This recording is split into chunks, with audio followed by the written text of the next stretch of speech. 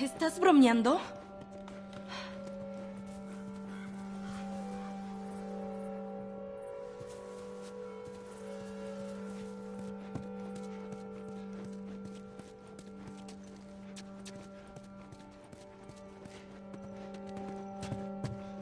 ¡Vamos, apúrate!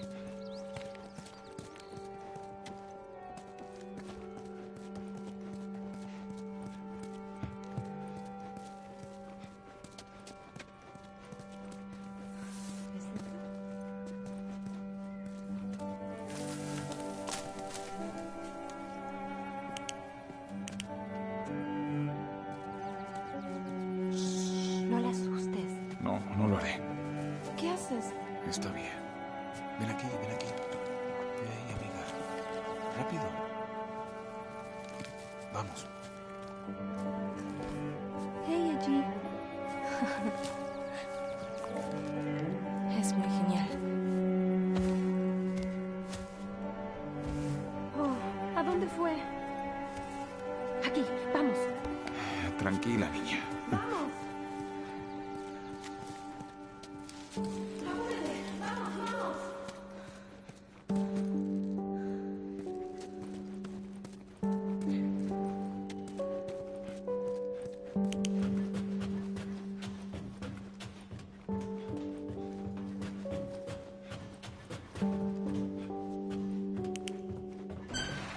Oh, Dios.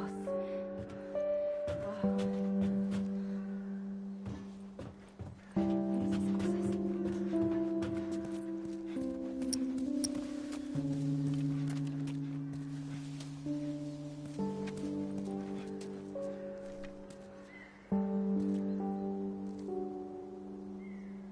¿Y esto es todo lo que esperabas?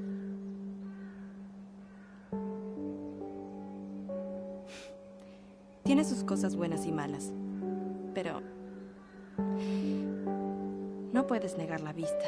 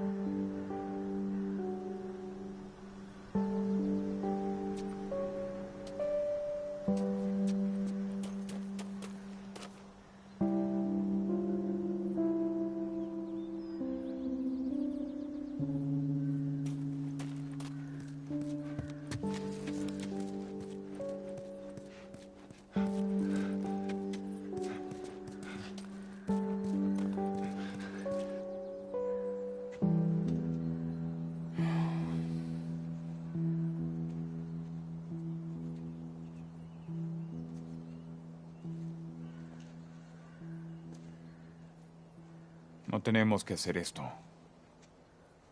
Lo sabes, ¿cierto? ¿Cuál es la otra opción?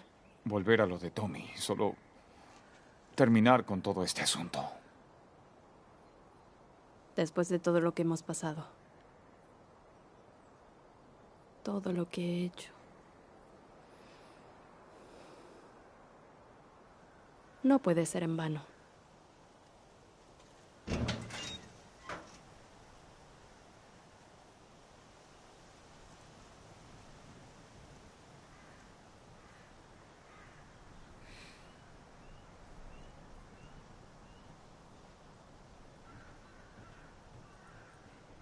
Mira, sé que tus intenciones son buenas, pero no podemos detenernos a medio camino. Una vez que hayamos terminado, iremos a donde tú quieras. ¿Sí? Bueno, no me iré sin ti. Así que terminemos con esto.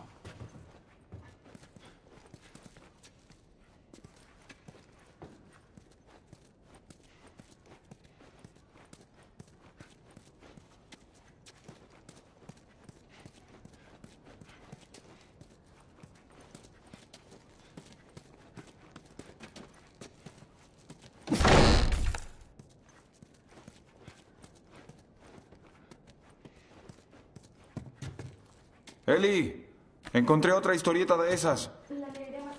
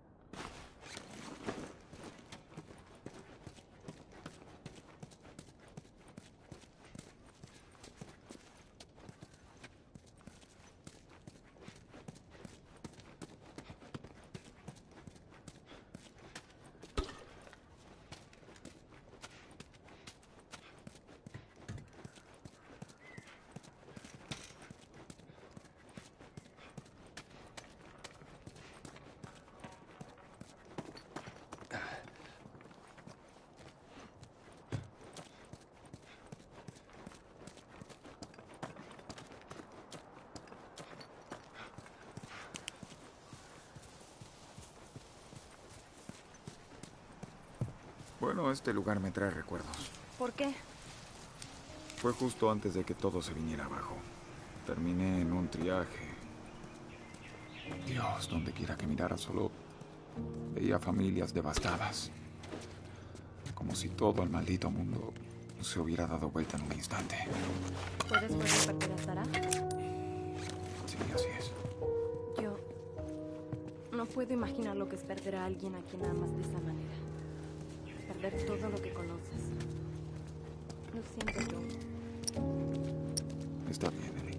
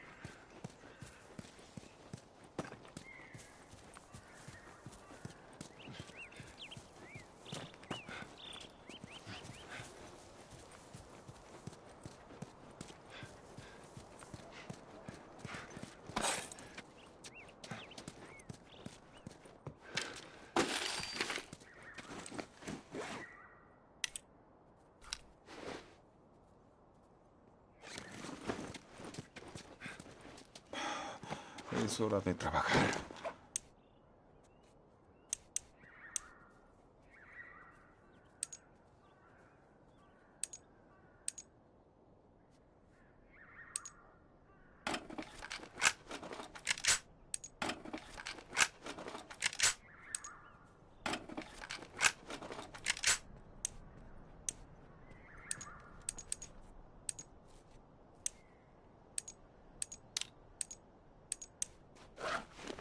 Bien, allí vamos.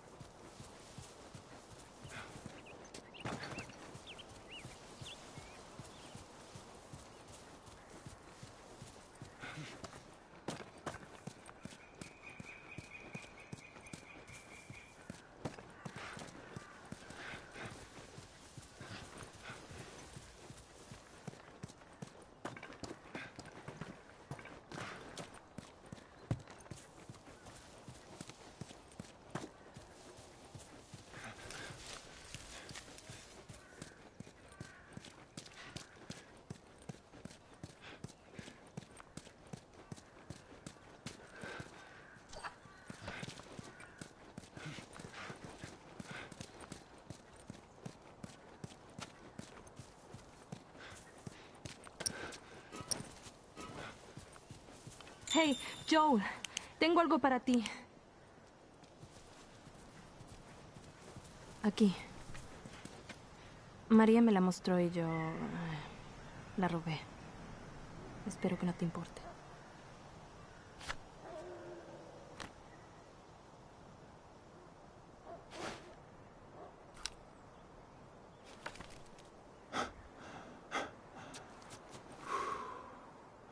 Bueno, no importa cuánto lo intentes. Creo que no se puede escapar del pasado. Gracias.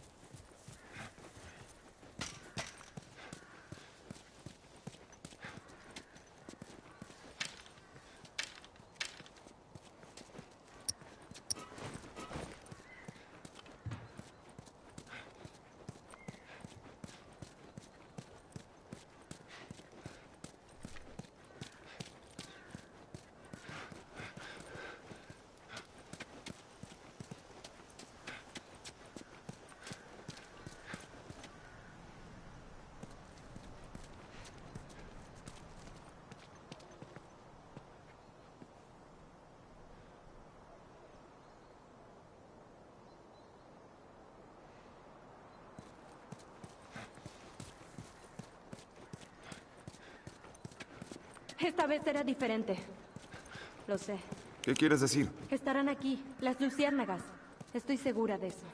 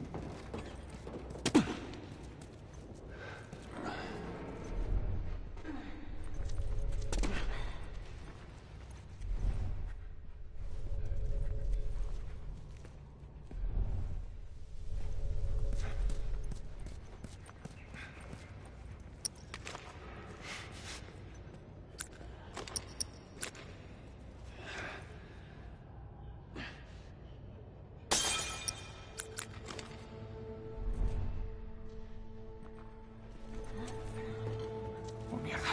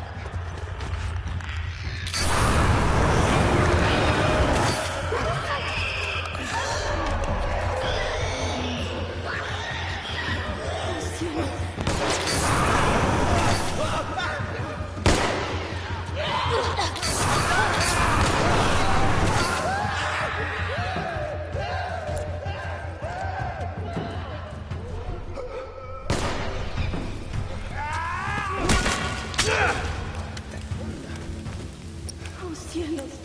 Quédate quieta.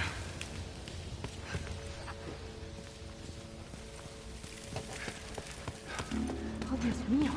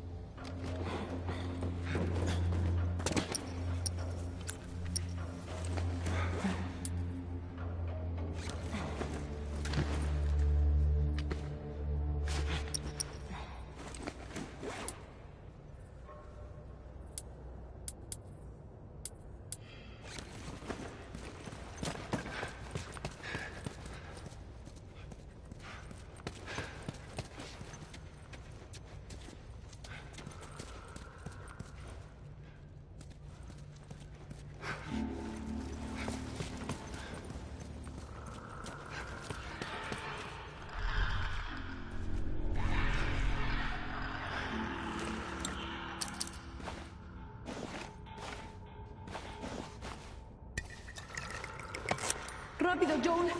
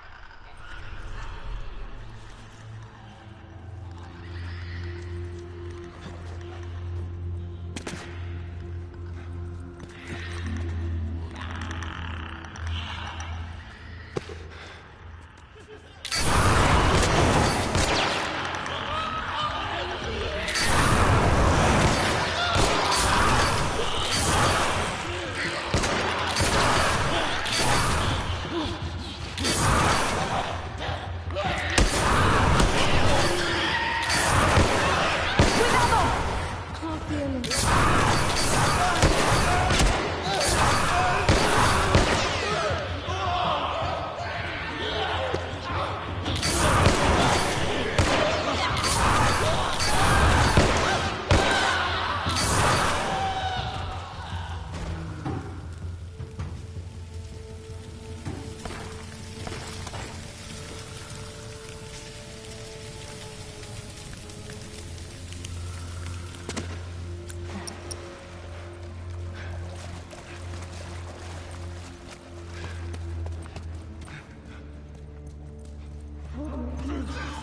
Son demasiados.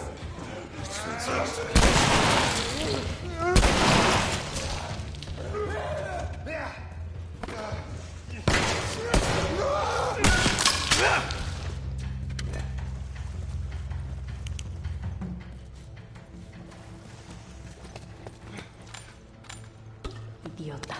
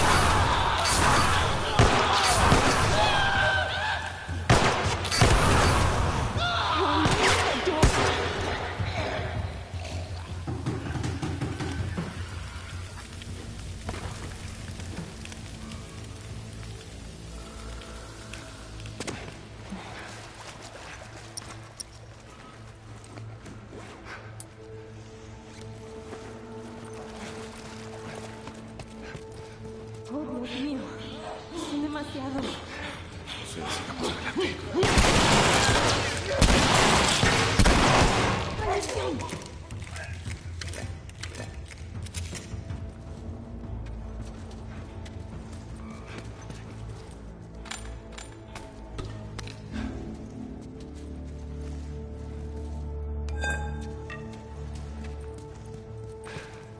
Maldito.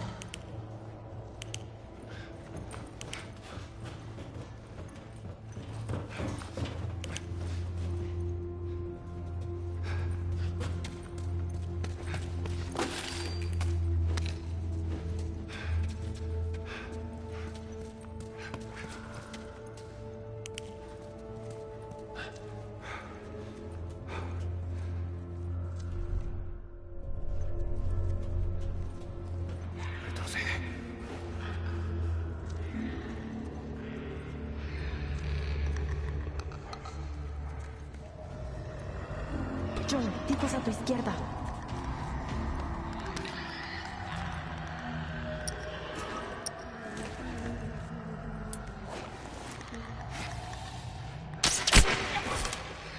Cielos.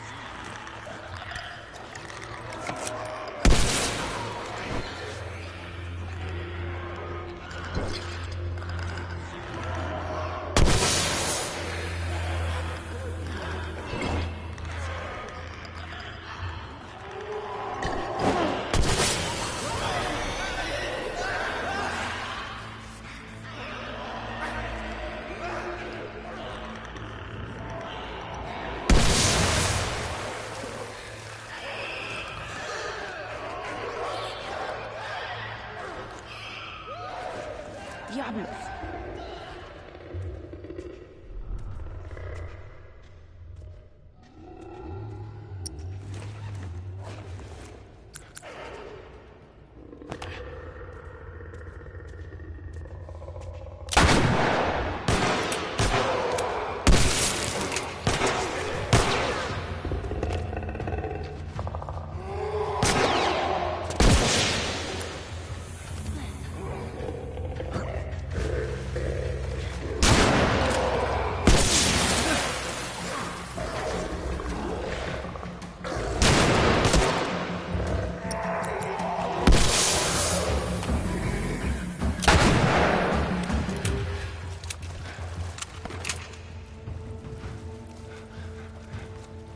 Los matamos. Creo que los matamos a todos. Resiste y sobrevive.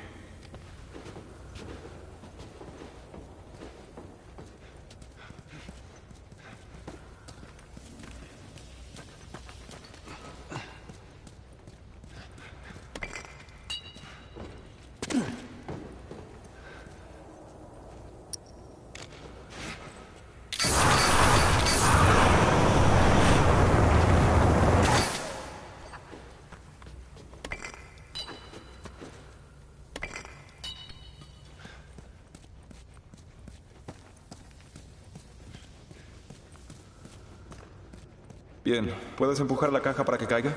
No te preocupes.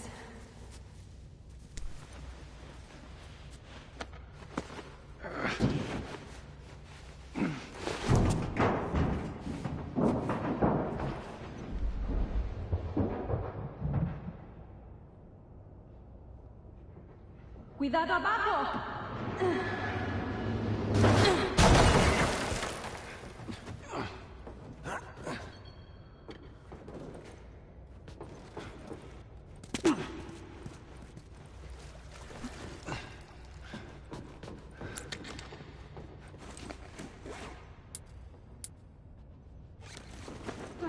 Cuidado al pisar, el agua parece bastante. Hey, eso podemos hacer cuando terminemos. ¿Y eso? Puedes enseñarme a nadar.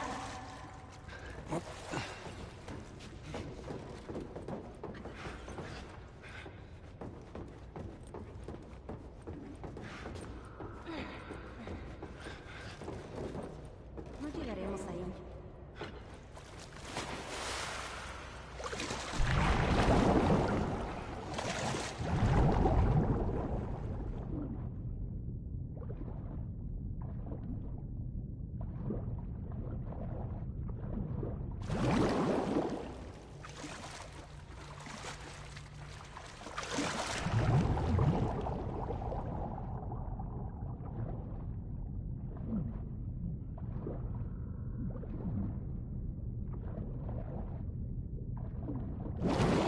Estoy del otro lado. Muy bien, espera.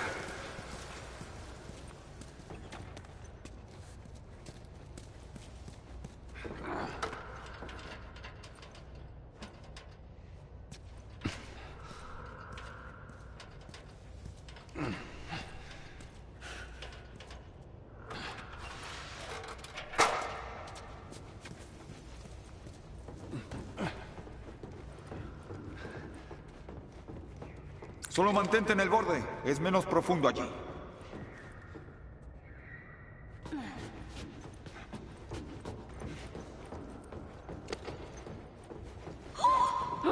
¡Está helada!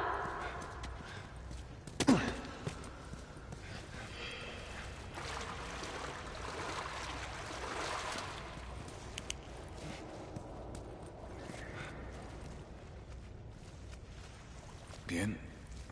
Dame tu pie. Bien. Vamos. Abre esa puerta.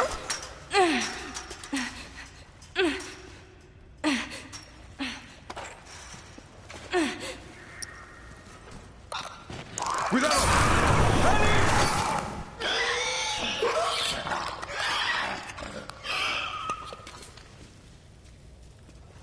¿Estás bien? ¡Diablos! Sí. Solo que me sorprendió. No vio la hora de que desaparezcan esas cosas.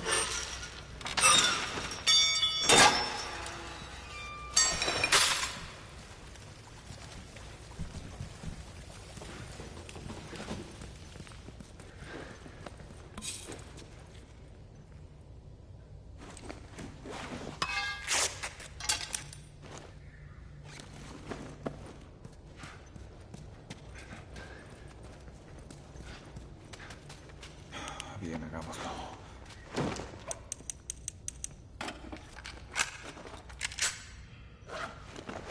Eso servirá.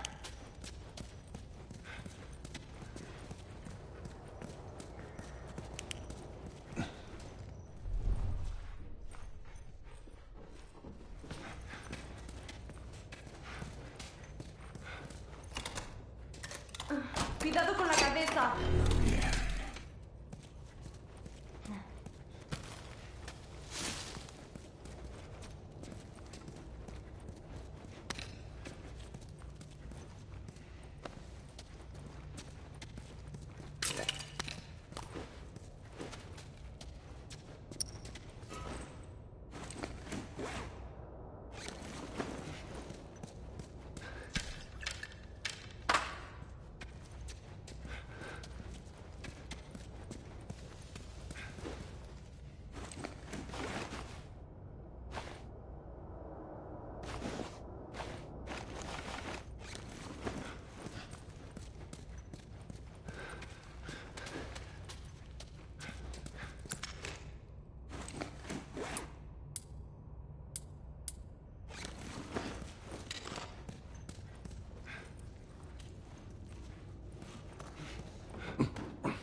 ¡Hey, mira! ¡Ahí está!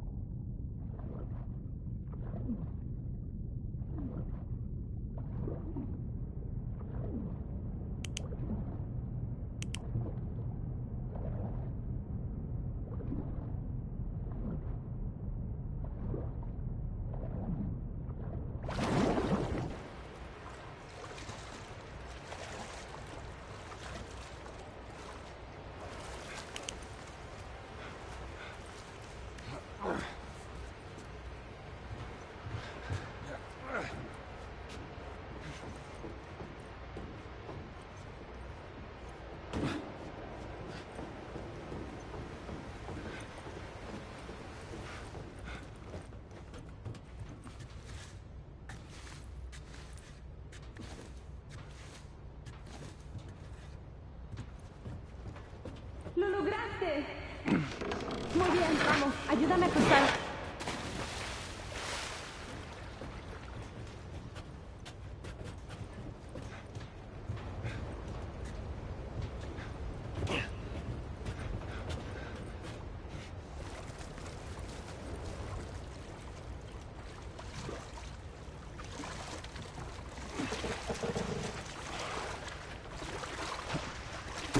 Bien. Sube. Bien allí. Estoy en eso. Con cuidado. Te tengo.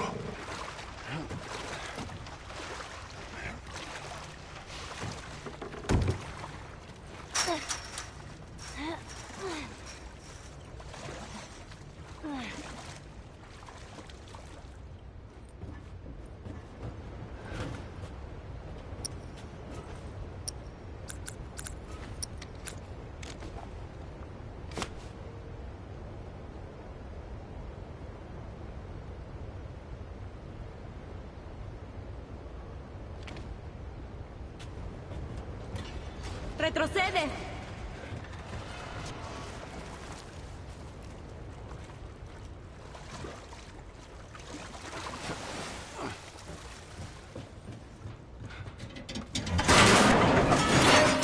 ¿Qué? ¿Qué pasó? Maldita escalera, se soltó de la pared. ¿Y ahora qué? Algo se me va a ocurrir.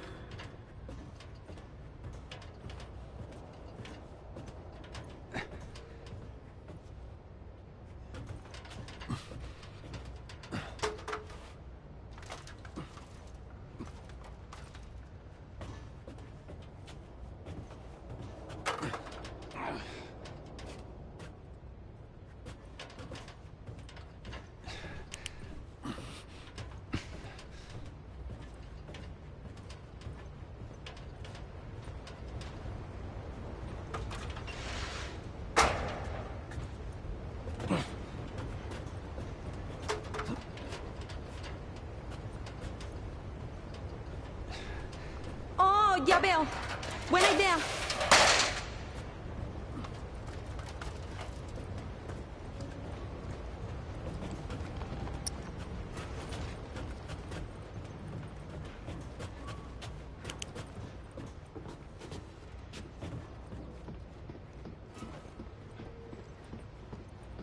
Oh, cielos.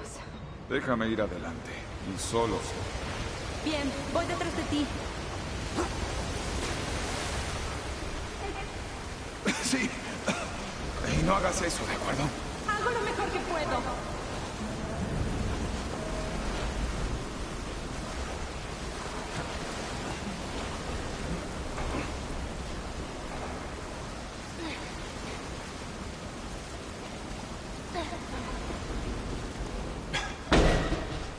Bien.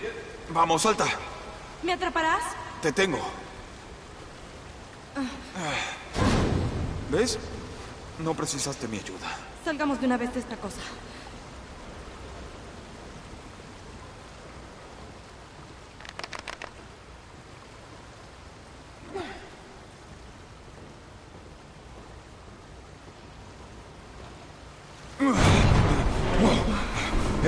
Eli, muévete. ¡Mierda! ¡Explótame! ¡Hijo de perro!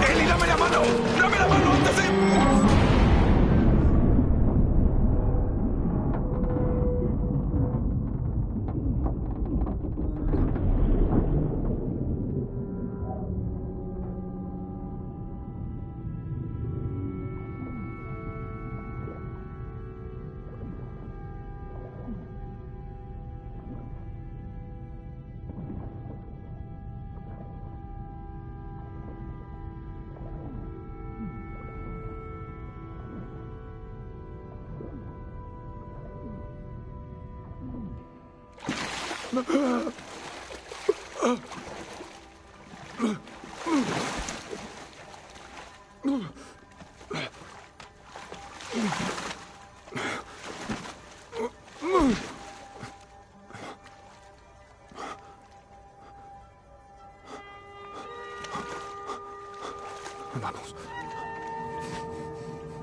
Vamos. Vamos. ¡Las manos arriba! No está respirando. ¡Las manos arriba, maldición! Vamos, Ellie.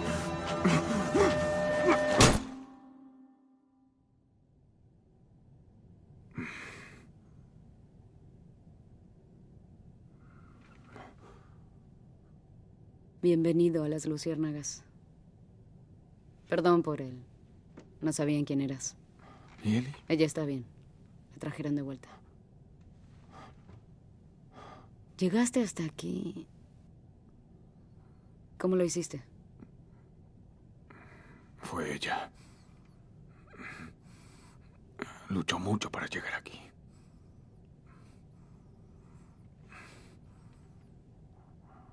Quizá tenía que ser así.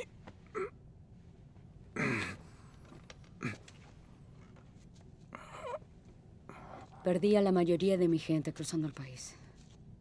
Perdí prácticamente todo. Y luego apareces y de alguna manera te encontramos a tiempo para salvarla. Quizá tenía que ser así.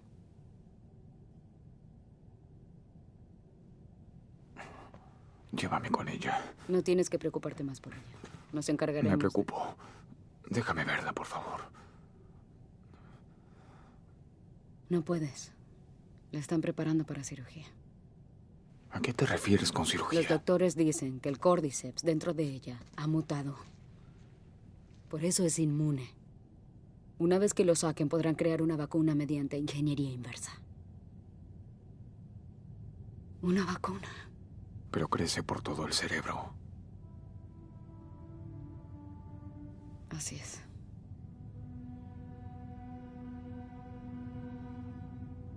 Busca a alguien más. No hay nadie más. Mira, vas a mostrarme dónde... ¡Oh! Detente. Entiendo. Pero por lo que sea que pienses que estás pasando ahora, no es nada comparado por lo que pasé yo. La conocí desde que nació. Le prometí a su madre que cuidaría de ella. Entonces, ¿por qué dejas que esto pase? Porque no se trata de mí. O incluso ella. No hay otra opción aquí.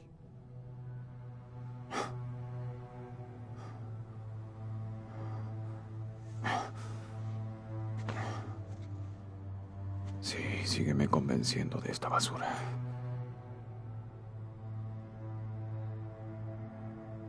Escóltalo. Si intenta algo, dispárale. No desperdicies este don, Joel.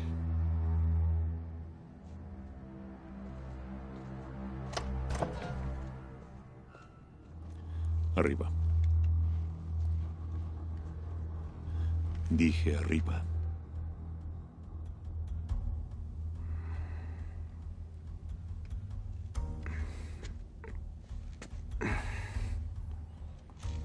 Vamos. Muévete.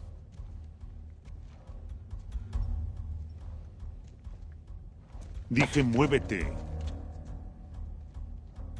Dame una excusa. ¿Hacia dónde?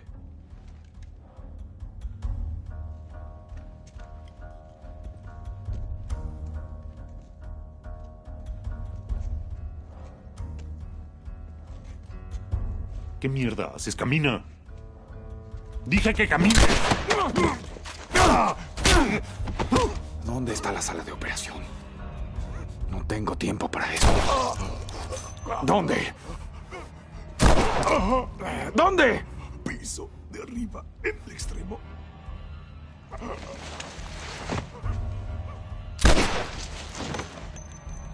¡Disparos! ¡Revisen el piso! Oh, mierda. ¡El contrabandista está aquí!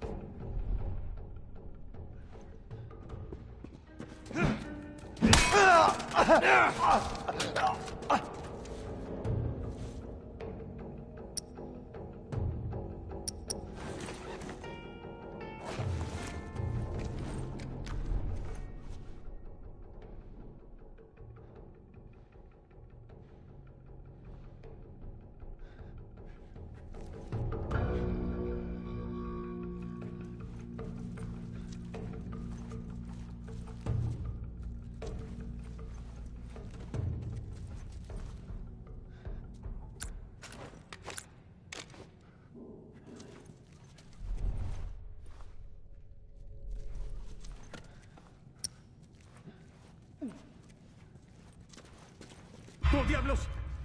¡Estás bien!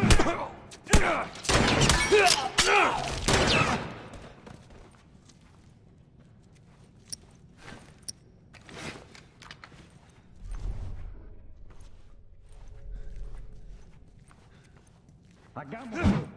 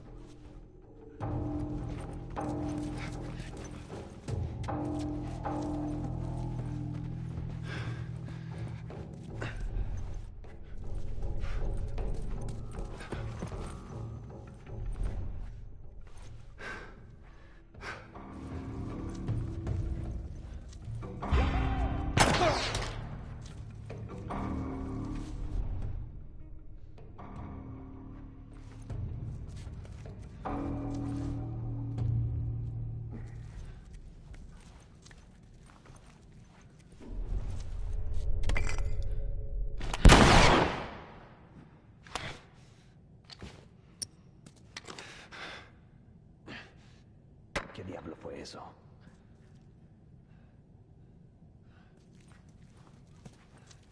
¡Allí estás!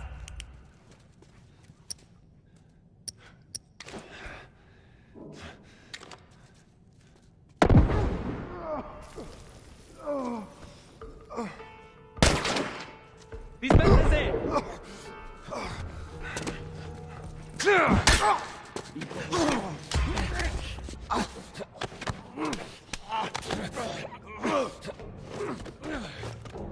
¿Vas a pagar por eso? eso.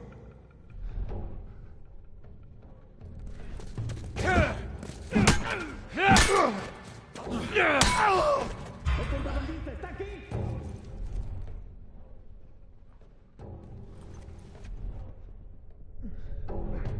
¡Flanqueen esta basura!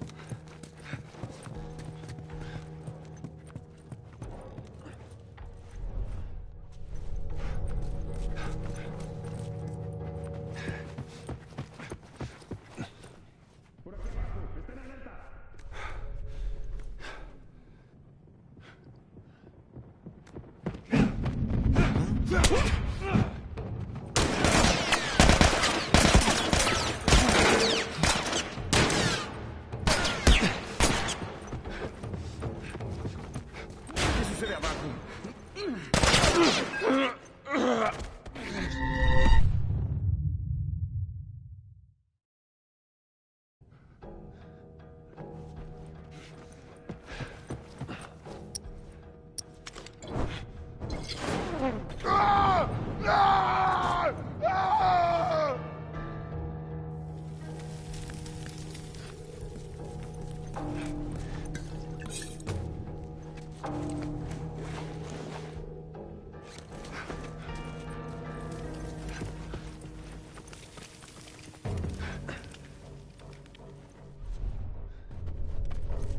Sucede abajo. ¿Oyeron lo que yo...? ¡Ah, mierda! ¡Está...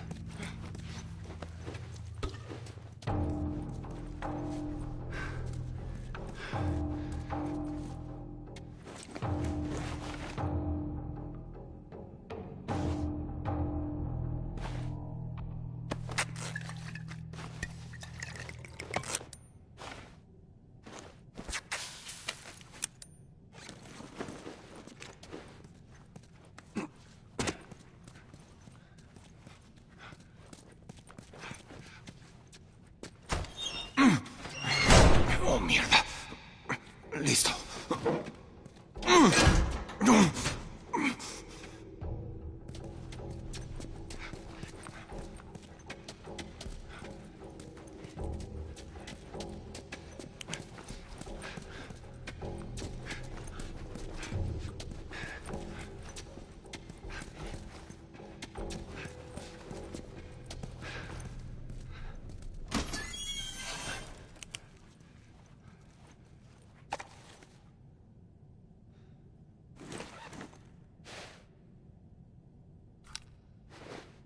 ...28 de abril. Marlene tenía razón. La infección de la niña no se parece a nada que haya visto. La causa de su inmunidad se desconoce. Como vimos, las titulaciones de antígenos del córdiceps de la paciente permanecen altas en el suero y el líquido cefalorraquídeo. Los hemocultivos extraídos de la paciente desarrollaron el córdiceps en medios fúngicos en el laboratorio, pero las líneas de leucocitos, incluidos los porcentajes y conteos absolutos, son normales.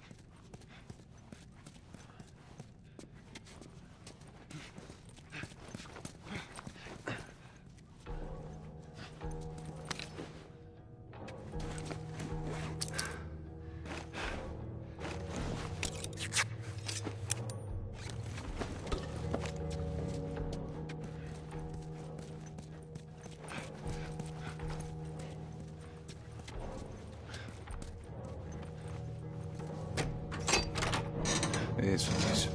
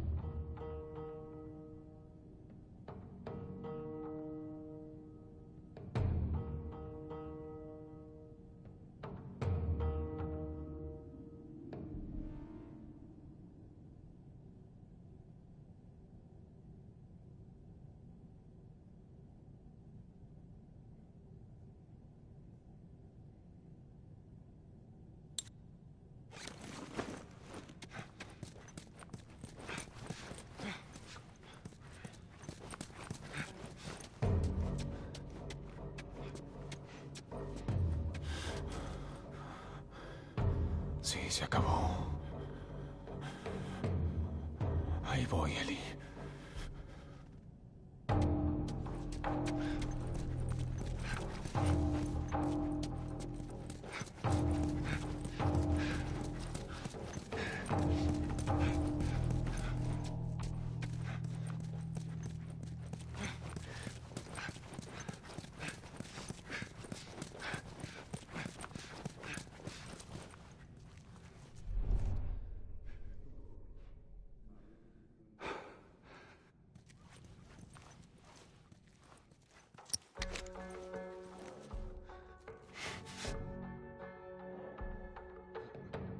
¿Escuchas eso?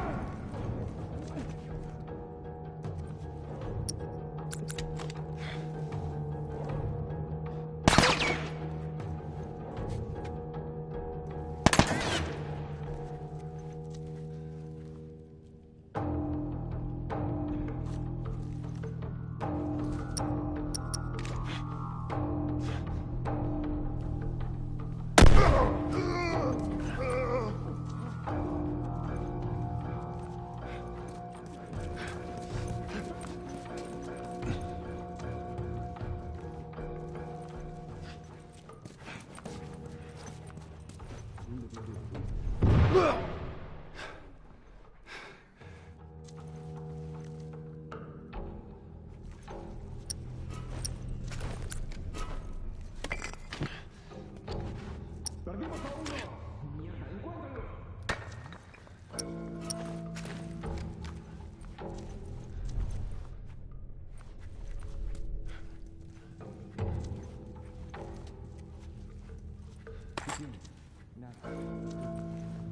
Revisaré esta área. Ustedes, revisen por aquí.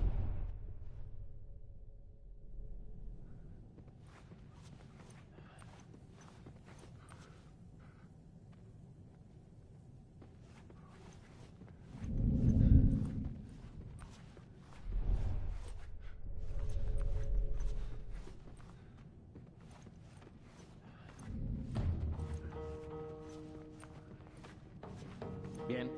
Nada, amigo. ¿Leonardo?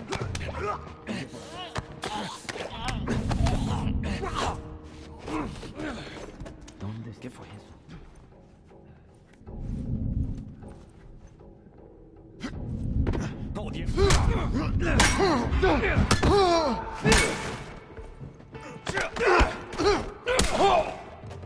Vas a pagar por eso.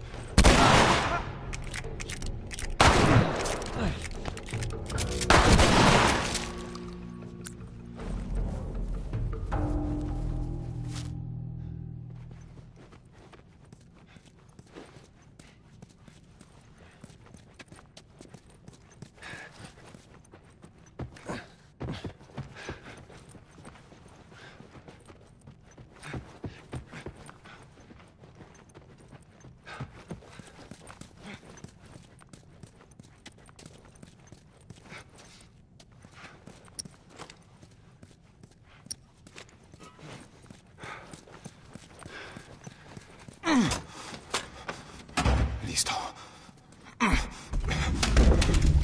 Vamos. Eso debería darme algo de tiempo.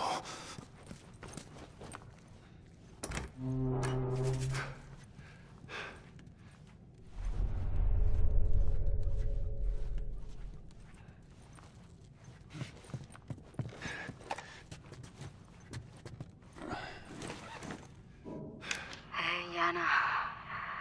Ha pasado un tiempo desde que hablamos. Yo di autorización para proceder con la cirugía. En verdad dudo que haya tenido opción. El pedido fue más bien una formalidad. Quiero que sepas que cumplí con mi promesa todos estos años. A pesar de las responsabilidades que tuve, la cuidé. Habría hecho cualquier cosa por ella y a veces...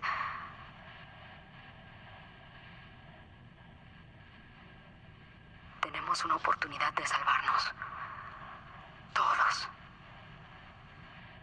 Esto es lo que buscábamos. Lo que ustedes buscaban.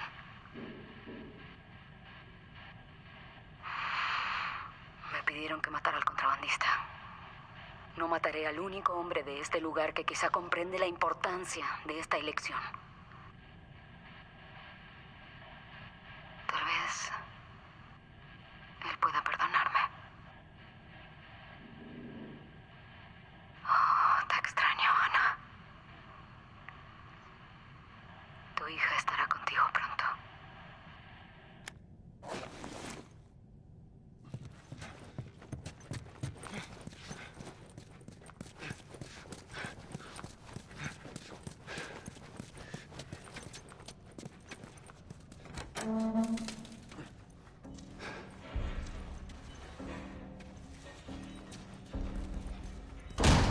Santo cielo.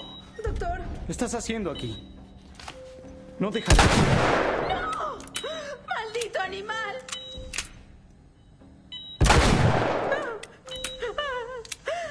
Por favor, quiero morir.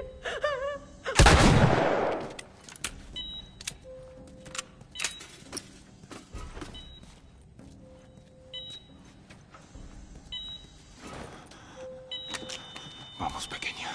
Te tengo. Te tengo.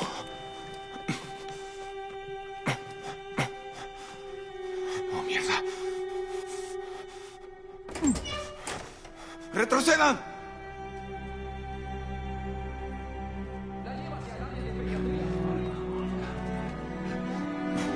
Mierda. Te sacaré de aquí, niña. Te tengo. Te tengo. Vamos. Maldición, ¿hacia dónde? Estamos bien. Estamos bien.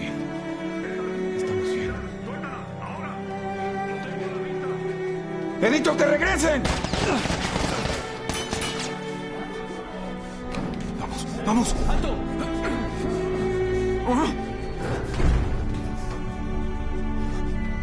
Oh, Dios.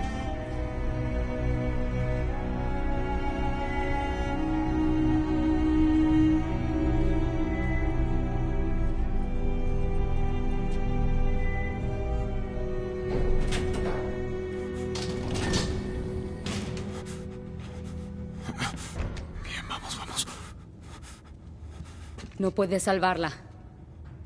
Incluso si la sacas de aquí, ¿entonces qué? ¿Cuánto pasará antes de que la destrocen los chasqueadores? Eso si no la violaron y asesinaron antes. No es tu decisión. Es lo que ella querría. Y lo sabes. Mira. Joel siente lo que debes hacer. No le pasará nada.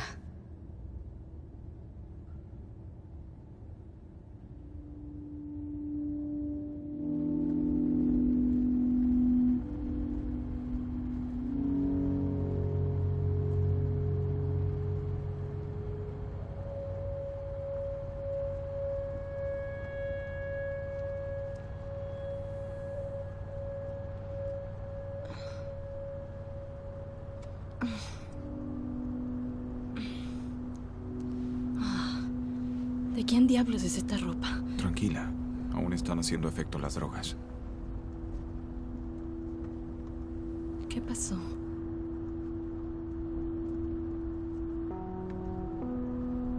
Encontramos a las luciérnagas.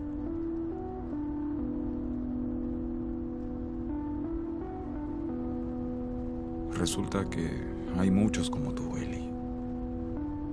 Gente inmune. Docenas, de hecho. Y no sirvió de nada de todas formas. A decir verdad, han dejado de buscar una cura.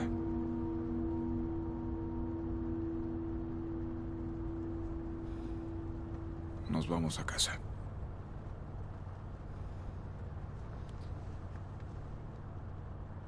Lo siento.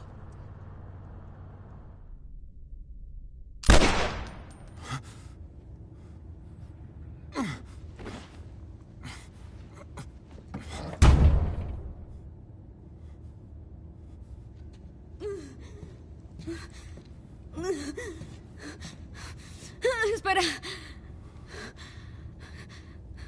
Déjame ir. Por favor. Vendrías a buscarla.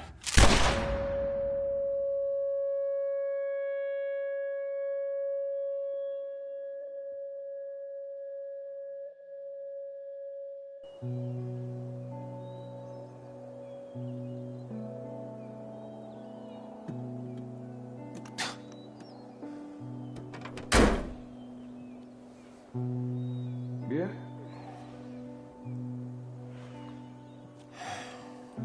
Parece que caminamos.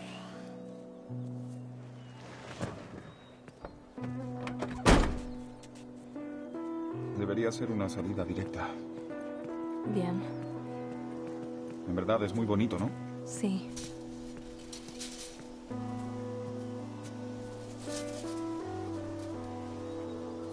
Bien.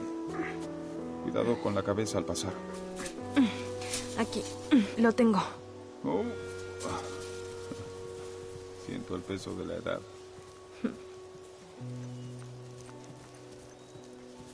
No creo que te lo haya dicho, pero Sara y yo solíamos hacer caminatas así. Era buena, tenía que seguirle el ritmo.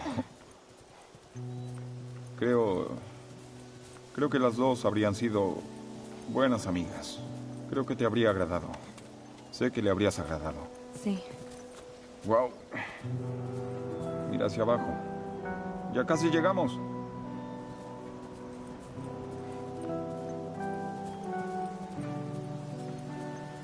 No está muy lejos ahora.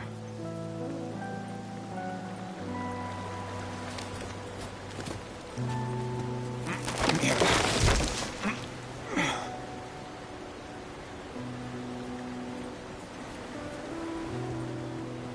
Sí, aquí te tengo.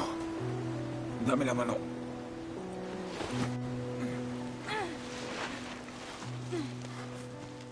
Bien, vamos. Espera.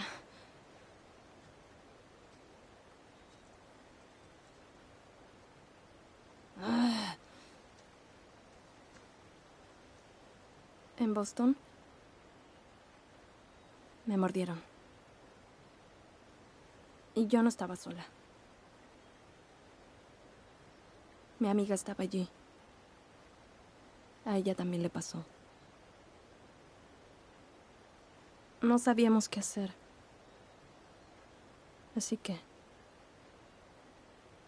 ella dijo, solo hay que esperar. Podemos ser poéticas y perder la cordura juntas. Aún espero mi turno. Ellie. Su nombre era Riley y fue la primera en morir. Y luego Tess. Y luego Sam. Nada de eso fue tu culpa. Oh, no entiendes. Luché por mucho tiempo con la idea de sobrevivir. Y tú... No importa qué pase. Tienes que encontrar algo por qué luchar. Sé que no es lo que quieres escuchar ahora, pero Júramelo. Júrame que todo lo que dijiste de las luciérnagas es verdad. Lo juro.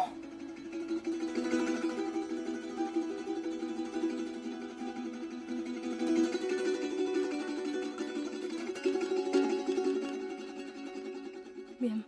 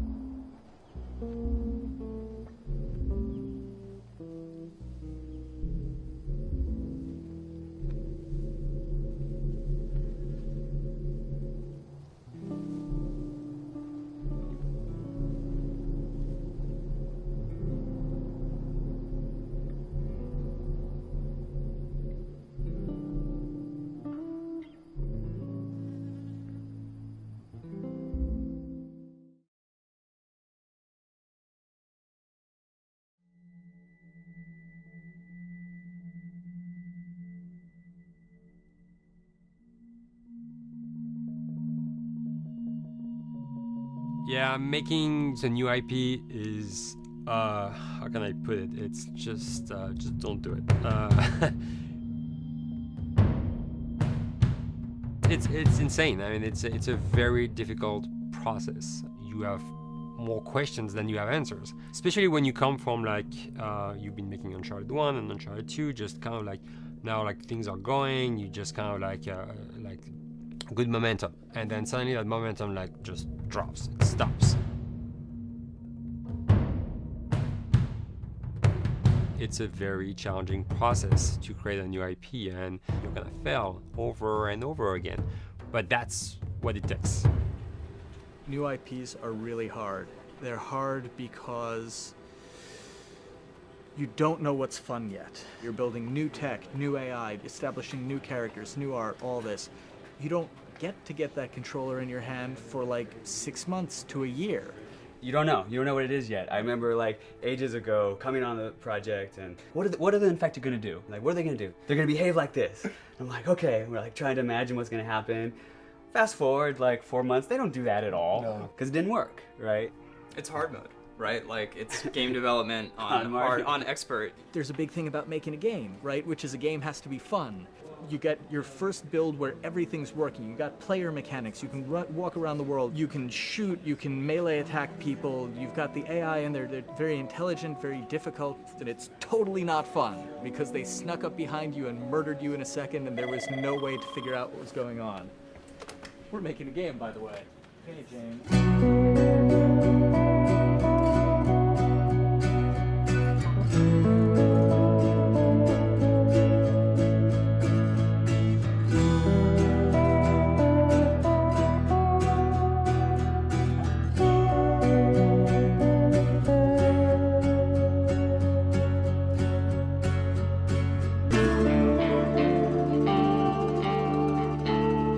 The company has grown quite a bit since I started. I think I was the 12th employee or something back when we got started, but we've tried to stay true to those smaller studio roots. I've been here for 16 years. There's just no reason to leave. I just like the environment here. It's very non-corporate. I think the way we work on Dialogue is kind of special because we don't really like hierarchy or bureaucracy, and no one is really just a manager here. Naughty Dog has a very flat structure. We pretty much all report to the co-presidents and the game directors. I always tell people when we hire them, just like, my job is going to be able to trust you, and that's what I want. I want just to give you something and you go with it, and I know it's going to get done. We believe in iteration, we believe in collaboration, and we believe in the people making the game working directly with each other.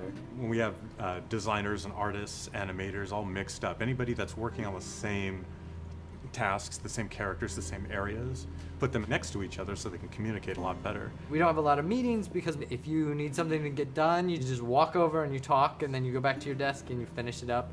And I really like that. I like when I just walk in the office and I see just designers talking with the programmers or programmers over the animators and talking to them. I think that's when really the magic happens. Naughty Dog, we really try to cultivate a culture where anybody can criticize anybody else's work. And we encourage people to be blunt about it and not try to sugarcoat it too much. It takes too long to be nice sometimes.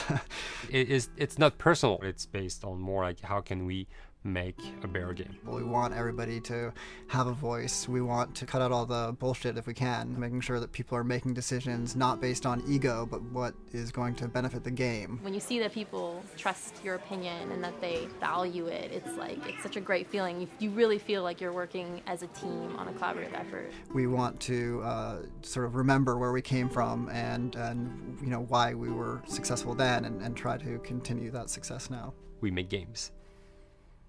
That's what we like to do. Back when Uncharted 2 wrapped up and we decided that we were going to build this second team and create a new project, we kicked around a lot of ideas. One of the very earliest ideas was to go back to Jak and Daxter. It's really near and dear to us. We really love those characters in that universe, and we think that there are some interesting stories still to be told there. We started to realize that it was not going to do justice to the franchise that the fans had fallen in love with. It would be shifting it so far in a new direction that we felt that effort would be more justified in developing a new IP. Neil and Bruce came to Christoph and I and said they wanted to do a post-apocalyptic game. I think the core essence of what they wanted to do, though, was to try to tell a story about two people and how their relationship evolves over the course of the entire game. That potential, oh wow, there is something very special about that game. This is going to be polished. Like, you're not sure if it's gonna work or not, and you have doubts. And like, should we be doing a game like that? Should we be doing a first-person shooter? Whatever. Like, you ask yourselves all those questions. And the creative director and the game director are the core of the team that have to really see eye to eye. That's why you have that balance between like Bruce and Neil's gonna try to push just the story and the characters, and Bruce is going to try to push that with just the gameplay as well. And so it's kind of like those guys are just trying always to find the right balance between the two. It's a very delicate process.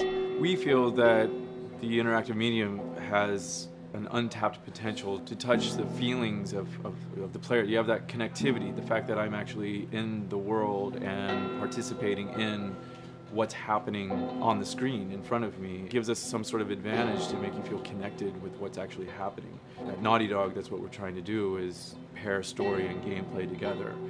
If we can make you feel like you're actually with these characters on that journey, and you're invested in those stories and those characters, then you're feeling, in theory, the same thing that they're feeling.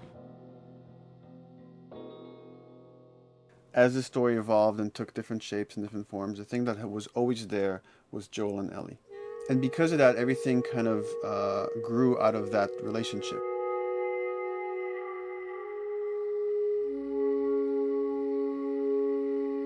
We've seen kind of that role of the anti-hero change, especially over the last 3 to 5 years, to where before it was like the thick-neck mercenary kind of guy. For this game specifically, for this story, we needed something new.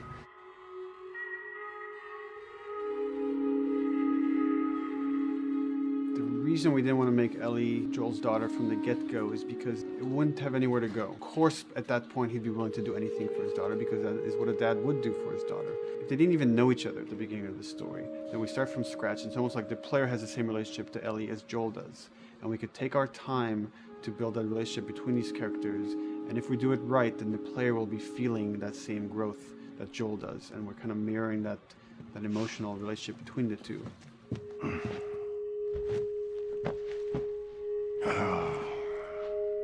What are you doing? Killing time. Well, what am I supposed to do? I am sure you will figure that out.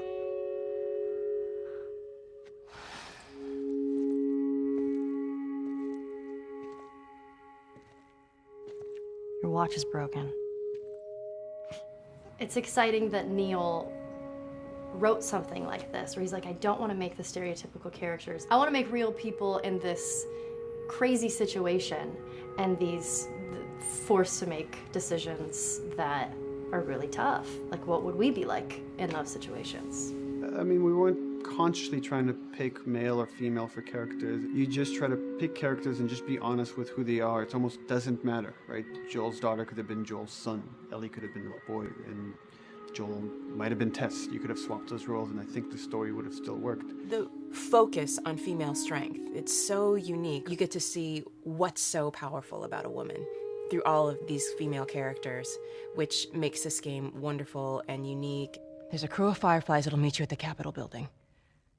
That's not exactly close. You're capable. You hand her off, come back, the weapons are yours. Double what Robert sold me. Speaking of which, where are they? Back in our camp. We're not smuggling shit until I see them. I want Joel to watch over her. Whoa, I don't think that's the I'm not best Ellie. with him. How do you know them? I do think having a strong female character, especially like Ellie, is so rare in video games. And as a gamer, and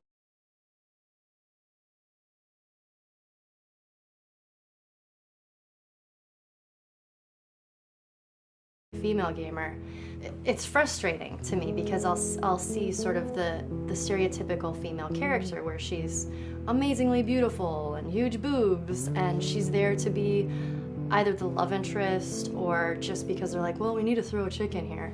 We've seen the strong woman or we've seen the weak woman. We haven't necessarily seen the empowered woman from this kind of standpoint. And there's that beautiful scene where Joel finds her inside the house and she's reading through this girl's journal going, is this really what they used to worry about? What shirt do I wear and what boy am I gonna go out with? You know, and to be met with those first world problems that we deal with every day and go, how trivial is all of this? I think it's gonna resonate a lot, not just with, you know, a female audience, but with a male audience as well.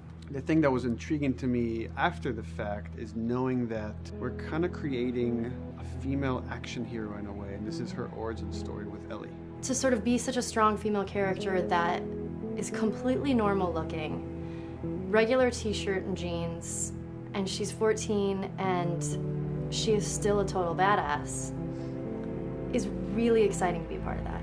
There's so few non-sexualized women in video games, especially in the main role, that we were kind of proud that we were creating one. It's very complex, and without the players knowing it, she becomes the protagonist by the end of the story. And that's why she's in the front of the box, and that's why we've been promoting the two of them together so much. Who's there? It is a dual protagonist game, and yeah, I guess I get nervous to think about it in that way.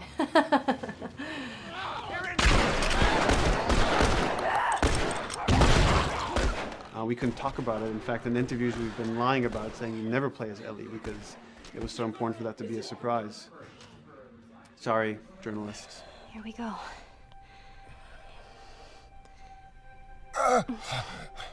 Sorry. Hold on. That's it. The tone of the game was set pretty early on that we knew that we wanted to make a really grounded story. We knew that we wanted to make the player feel the sense of tension and dread and go through the same emotional roller coaster that Joel and Ellie were going through. One of the things we kind of struggled with is to say, well, if we want to really ground this world and make it so like realistic, maybe we shouldn't have anything that could be perceived as a monster. Maybe like by just having an infection that just killed people, and it's all about humans and how they deal with this post-apocalyptic society and how different people decide to survive. Maybe that would be enough. And what we realize is because we're making an action game, a lot of the storytelling happens on the joystick. And once we remove the infected, it's like all of a sudden now we can't tell the story through gameplay of what happened to the world. And that's where we kind of went back and kind of brought the infected back in, because it lets you see, once you're fighting them, the threat that people had to deal with, that otherwise would just be very cerebral and people could talk about it, but you couldn't necessarily experience it yourself. In a novel that might work, in a game for us, specifically an action game, it didn't work. And from there, when we start kicking around those ideas, and we're just like, what would be cool just to play? The early inception for it really came from a BBC video we saw called Planet Earth, where they were talking about a cordyceps fungus. This cordyceps fungus gets inside of the brain and controls these ants, and mandibles start chomping, they grow up to higher areas, cordyceps fungus sprouts out, and then it germinates. And essentially uses them to spread its infection and take over whole colonies, sometimes wiping them out. As soon as we saw it, we were intrigued by the idea of what if it jumped to humans?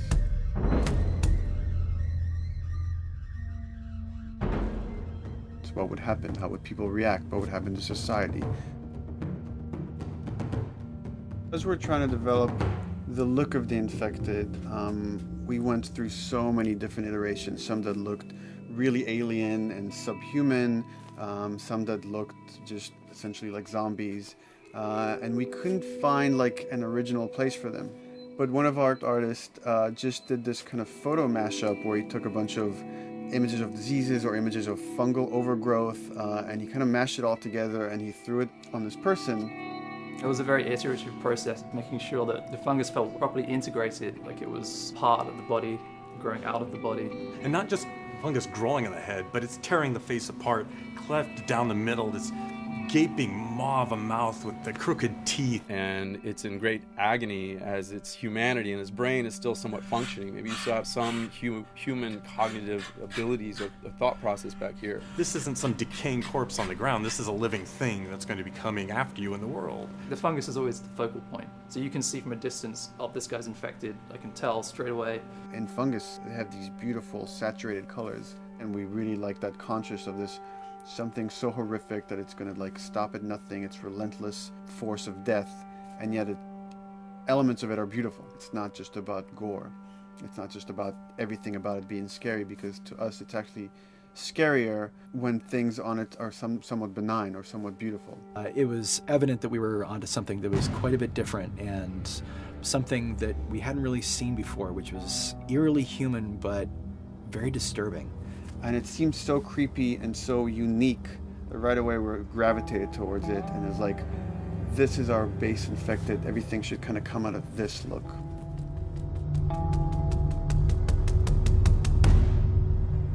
So once we had this idea of the face-splitting kind of look that eventually became what we called the clicker stage. We went to great lengths to create a full biological cycle for these things. So in the early stages, you don't actually see too many signs of the fungus surfacing out of the skin. It's kind of underneath it, like people have lumps starting to show. The eyes will be kind of cloudy or lopsided because the fungus kind of originates inside the head. That moves into the next phase, which is the clicking phase. And if they mess with the eyes, we end up saying, well, how do they get around? Oh, echolocation. And they use a form of echolocation to track down their enemies. Just like bats, or even some blind people can see by making a clicking sound, a sound that on its own wouldn't be very scary. And then to associate it with something that people in this world are very fearful of, so that as you're exploring an environment, all of a sudden you hear this click, and you're seeing everybody just get frightened, just everybody duck, everybody hushes. Great.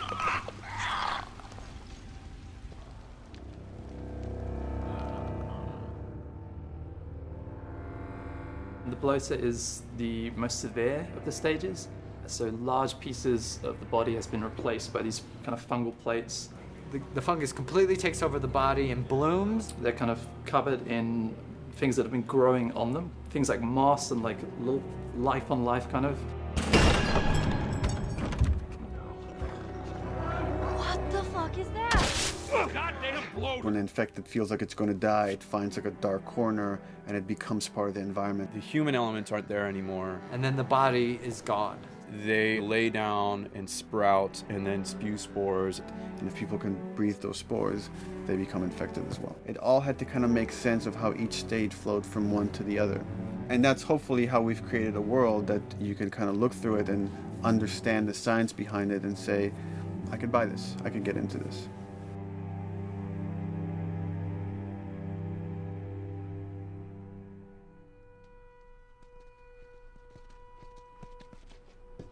Mandatory evacuation. Evacuate to where? What do you think? Quarantine zone. See, some places got a heads up before the infection showed up. Most didn't. Over the course of Joel and Ellie's journey through this game across America, you find all these different societies, all these different enclaves, and you get to see how do they deal with the infected. Without the manifestation of this infection, you can't have these people making those interesting choices.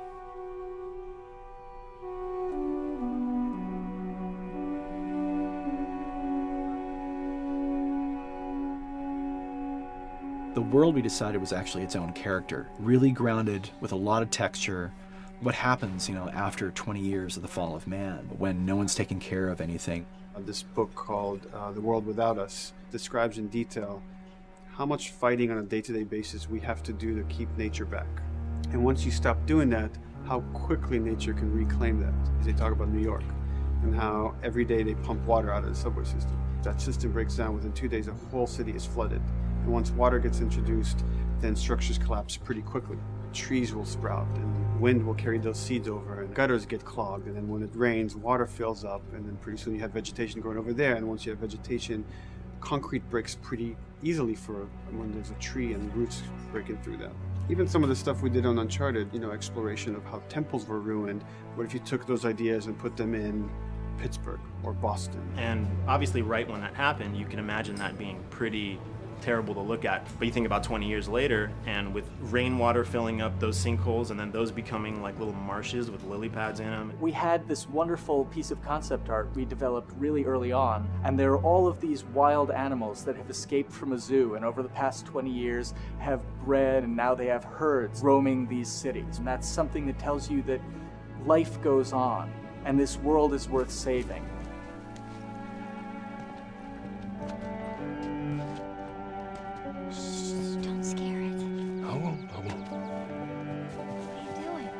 There's something really pretty about nature reclaiming its domain once we are gone. So fucking cool. We have another level of OCD of the logic goes into some of these environments.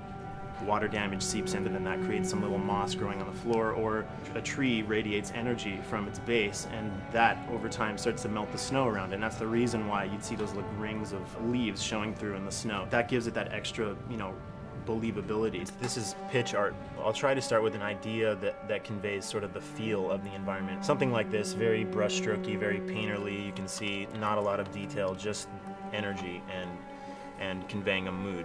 This is sort of just a conversation starter, and then this would be more of an actual space. So you start talking about, is this too tight of a space right here? Would the player even fit through there? Do we even want to include water? Those are conversations you start having a little bit later. And then it usually needs several more passes back and forth in order to be tightened up to be the experience that you would see in the final product. So, dude, I was actually trying to figure out right here, there should probably be some dead foliage. It might be cool to see some of the dead stuff around the edges of the green, or like even spilling out into the street. Maybe what we do is, in some of these areas, we use it as like a transition from the actual concrete to the side of the building, so like they're almost sitting on top of a bed of dead foliage, like that really rich kind of like orangey brown color. Sienna or something would be nice. Something real cheddary. That's how you know you're done. The end product often ends up being stronger because that bouncing back off somebody else gives you a result that maybe you wouldn't have even thought of in the first place. All right, here's the bridge. That's our way out of here. As far as concept art goes, definitely the ultimate goal is just helping everybody as much as possible. Me and the background artist will work together. I'll often just go to them because they've got like a really, really good like visual imagination. At some point, you came in almost like flat on. So that's kind of good because the bus station is right in your peripheral view, and you're probably going to enter the bus station. You're probably not going to get lost. But it doesn't at all utilize this cool architecture here, like the bus station sign. Like that's a really distinctive silhouette, and it's a really interesting sort of architectural detail. So we changed the entrance. Look at that. Another city, another abandoned quarantine zone. I think it's a better composition anyway. It's not so like symmetrical. And I think that was done so that this sign read better. If you didn't see the word bus on it, you might not know it's a bus station. So I think that helps. Everything we're doing in the environments is relating back to what you should be feeling in the story or what's happening to these characters. So is that everything you hoped for? Jury's still out. But man, can't deny that view. Come on, this way. When we first came up with Ellie and Joel, we had this idea in our heads of who they would be, but we didn't necessarily know the voice. It took us a while to find our Joel, but for Ellie, I think Ashley was the second or third candidate to walk in, and right away we knew. Yeah, you know Why are you so scared all of a sudden? Because I'm a coward, okay? So just get your shit and let's get out of here. Damn it. I'm not like her, you know. What? You think I'm gonna end up like your daughter? The way she delivered the lines, the way she just embodied that character is like, that's Ellie, there's no question about it. I saw the character artwork and I related to her a lot. I mean, she's kind of a tomboy and she's kind of tough, and I mean, obviously I'm not 14, and I think that's the main difference between the two of us. I read the scenes and I was like, I need to play this part. You want to be my hero? Forget the whole bit about saving my life. Buy me a stack of these bad boys instead. Where'd you get that? Back at Bill's. I mean, all this stuff was just lying around. And then once we had her, we said, okay, well, we're going to do another round, and we're going to have Ashley this time in the casting sessions. The chemistry of these two characters was imperative to get right. Troy was a really interesting casting for Joel, because when you see Troy, he doesn't look like Joel at all. You know, he's so handsome and he had like, you know, the frosty hair and totally looked like Final Fantasy. And so I'm like, yeah, I don't know. He's like this tall, pretty. It didn't seem right. I walked into the room fully aware that I was the youngest person that they were seeing for this role. There was a line that was in the audition side that says that Joel has few moral lines left to cross. And so that became the anchor point to the character. But then as soon as he spoke and he had the grit in his voice, warm, yet kind of dangerous. And his movement is just like, you bought into it. Why are you so scared all of a sudden? Because I'm a big coward, okay? Now pack up your shit and let's go. God damn it. I'm not her, you know. What? You think I'm gonna end up like your daughter? Lily, you are treading on some very thin ice right now. It was Ellie and Joel. after he read, it was just like that was it. I've done some video games in the past, but to be handed the mantle of a franchise like this was a pretty big honor. Is she alive? She's alive. She's David's newest pet. Ah! Where? In the town. She's in the town. You mark it on the map. It better be the same exact spot your buddy points to. Neil pulled me aside one day, and he said, I have some ideas. And as you're well aware, Neil is a little twisted. He came up with this character, and, you know, I just jumped at it. It was such a departure from everything I've done here for Naughty Dog, to say the least. Name's David. This here's my friend James. We're from a larger group. Women, children. We're all very, very hungry. To be able to put on a voice that, you know, hopefully a lot of people won't know, won't notice that it's even me. Because we didn't want it to be Drake. Drake eating people, that's a whole nother game. How did you put it? Tiny pieces. See you tomorrow, Ellie.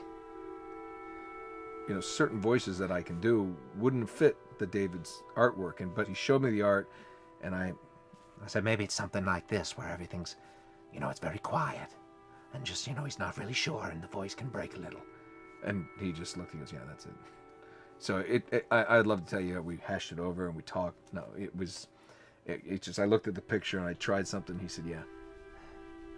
A few weeks back, I sent a group of men out a nearby town to look for food. Only a few came back.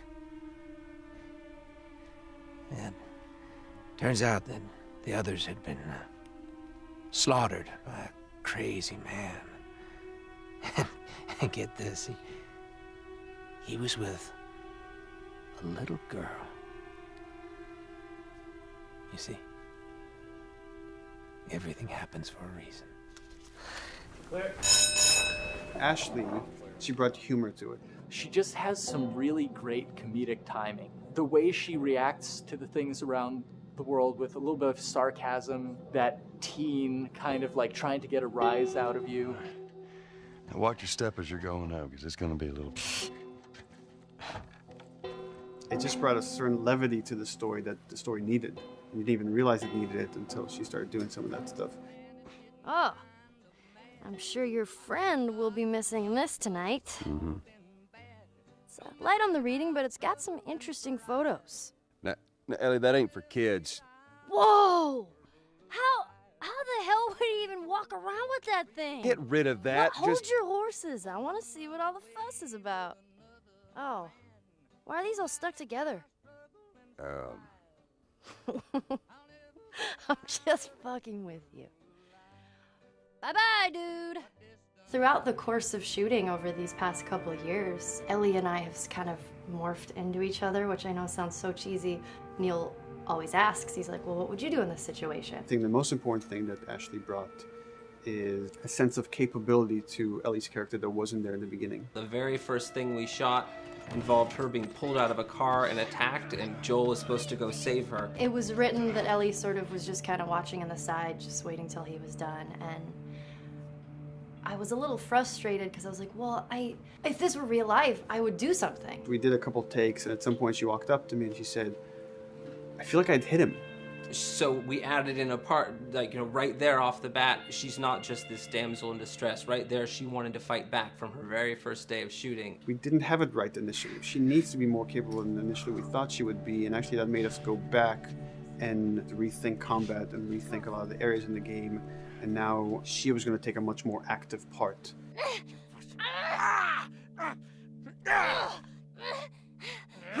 Anything that requires, you know, a lot of body movement, we do with the actors on the mocap stage. And we try as much as possible to use our actual principal actors, use their body motion as well as their voice. We capture it all at once there on the stage. Having the actors perform as well as being recorded at the same time was imperative to get an accurate performance. Because every time you split up the performance in any way, you lose some of that magic where they did a gesture or they delivered the line a certain way. And those things have to be in sync, or there's just something subconscious that's like off-putting about the performance when you don't do it that way. You are treading on some mighty thin ice here.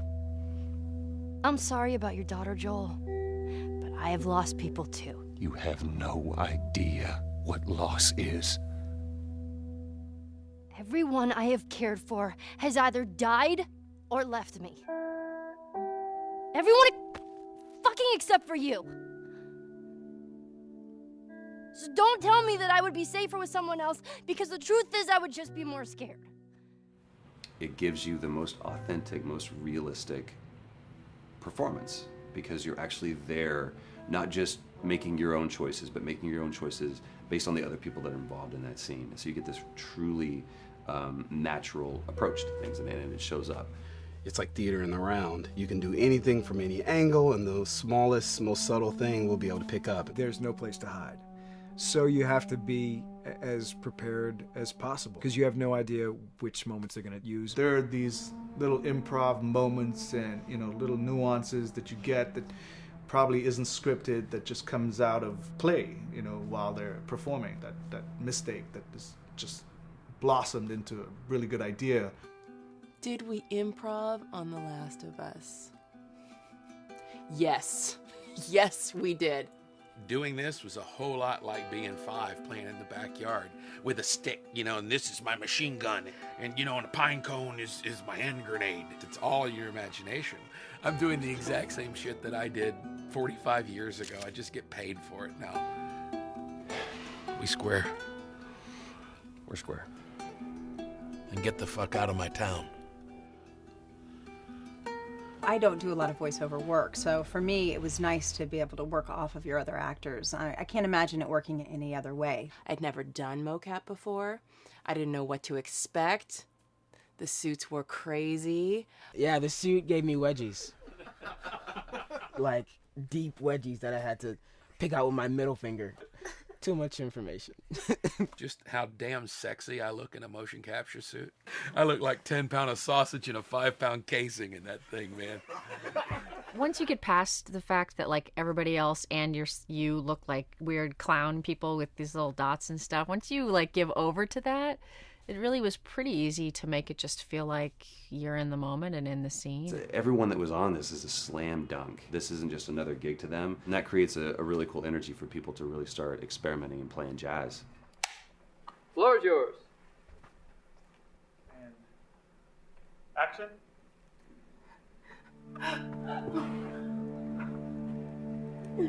Get the fuck off! Hey! Oh, let her go. Don't worry, this is fixable. But I can't come with you. Well, then I'm staying. Ellie, I want Joel to watch over. Oh, no. Bullshit, I Ellie. Ellie. This is gone too. I could just take her to the North Tunnel and wait for me there. Jesus Christ. Just cargo, Joel. How do you know them? You know, we craft the scene out until it has a good feel, and then we pass it off to animation to clean it up. Real life motions don't necessarily always translate into gameplay. There's something that's usually missing, so we have to, maybe enhance the gesture or enhance the shoulder movements or a breath that you want to be able to feel, but you don't really see it, so you can't really feel it unless you see it. Is everything all right? Yeah, everything's fine. I could have him lean in here a little bit more, like this, take his hand down. When they're on stage, they don't necessarily have windows, so that weight of like really pushing and leaning in, it's something that we would have to accentuate. Give him a little bit more weight on that turn, or put his head down a little bit more. There's a lot of dialogue that gets said between the two characters. We have to bring that alive through animation, and we have what we're using as gestures. Why would they mow down all these people? Can't let everyone in. If you turned off the sound, you'd know that they were talking to each other. And that really helps accentuate the relationship that the two have together. We have certain animations that play in the beginning of the game on Ellie. She's traveling with Joel, who she doesn't really know. There's a lot of gestures to make her look nervous, just her overall stance. Later on in the game, they develop a relationship through the animation, not just the dialogue. You can see that she's more comfortable around him. If that reads well with the player, then, we're doing our job.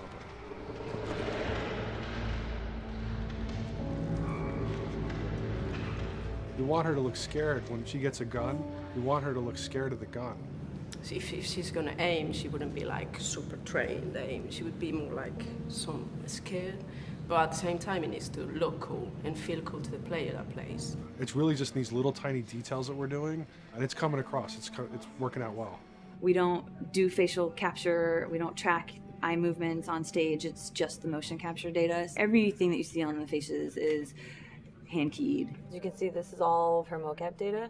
And so when I'm doing something like this, I go back and forth to the performance that she was giving, and I watch just this section over and over and over again. So this is our default face. I can make everything super extreme and make her all squinty and angry, turn her frown down. I can open her mouth, stick her tongue out. It's listen, watch. Okay, where's her mouth at this point? Like, is it open? Is she making like a grimace? About Tess, I don't even know. Here's how this thing's gonna play out. You don't bring up Tess. Ever. Matter of fact, we just keep our histories to ourselves. We shoot all of it to just get the body motion, and then we'll do a second pass with the cameras. The scene's playing back on an overhead projector, but it's also playing back on a monitor that's attached to my rig. Sean and I would go to the stage and motion capture the camera filming the scene, and so he would get a whole wide shot, a whole close-up for the whole scene. You can change your lenses, you can use your standard 35, 85, 50s, whatever, all that sort of live action camera cinematography, you can apply it on stage. We make sure to go back in and add flaws. We keep the confinements of the room So the camera can't go past a certain wall, because then we have this cheated perspective. If the cameraman bumps into the wall, we keep it. You know, missing focus hits when you're pulling focus, going too close to a character and reframing, those little moments in there kind of keeps it very cinema verite. If everything was too perfect, you wouldn't be able to put your finger on it, but you'd be able to feel it. It would just feel off. It's very much about grounding it, despite having, you know, the option to do whatever we want. Being able to place the cameras anywhere we want after the motion capture gives us both advantages and disadvantages. The biggest advantage is it means that we just have to nail the best performances we can get, and the luxury is that we can always swap it. The 3D world gives you limitless opportunities with cameras and movements, exposures, all that stuff. Most of these cameras are sort of set up like real world cameras. So we have lens, we have f-stop that will create the depth of field. We have aperture to, you know, set our film back and all that stuff. A master, and then I have my close-ups, my over the shoulders, sort of just like a live action production. Let's go to camera 30 at the 23.458. Then I get that kind of weird, you know, bend across his back. The closer I bring the camera, the more bend I get, which is, you know, doesn't look right. It doesn't look as, it looks less cinematic than if I do that, which flattens the whole thing. And I'm trying to also catch Ellie.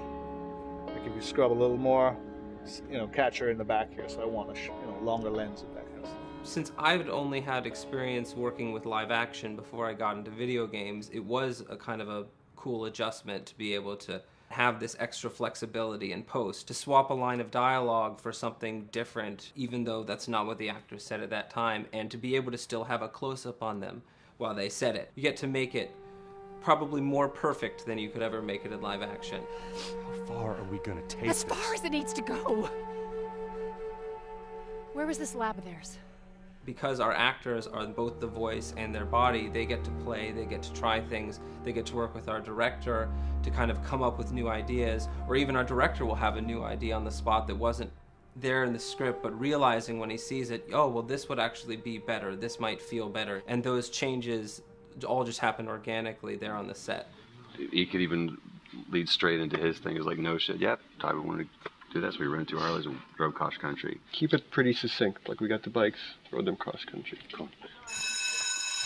It's shocking to me that this is Neil's first time directing. There was a specific tone and a specific approach that Neil and Bruce wanted to take with this. It just came down to, there's nobody knows this story better than you, and then there's nobody that knows these characters better than you. Why don't you just do this? He and I actually had a conversation about it. He says, I think I'm going to try this myself, and I'm not sure. Neil was fantastic. The floor is yours. Okay, so remember, you've been running away from this turret-mounted truck. If you come to this dead end, you're going to look up and see a potential way out. And action. Check it out.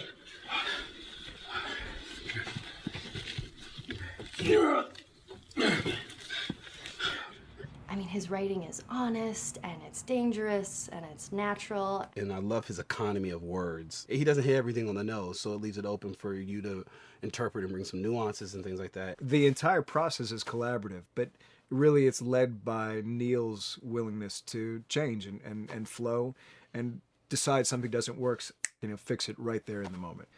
And it is something that's very foreign to the way that TV and film is done now, where everything has been micromanaged by the time you get it to the table read, and no one wants you to change anything, and everything's very precious and has been rewritten with notes from 20 people in suits, and you can't do that just anywhere in entertainment these days. Yeah, I want to make sure. I think I swung too far over to this way, and now it's a little bit of making jokes about it, and I need to bring it back to center a little bit. There's one scene in the game where we see Joel not as a ruthless survivor, but as a father. I knew from the very beginning that he was going to lose his daughter, and I just told Neil, I was like, when that day comes for us to shoot that, I need a heads up. About a week before, he said, it's time, we're going to do that scene. I was like, okay.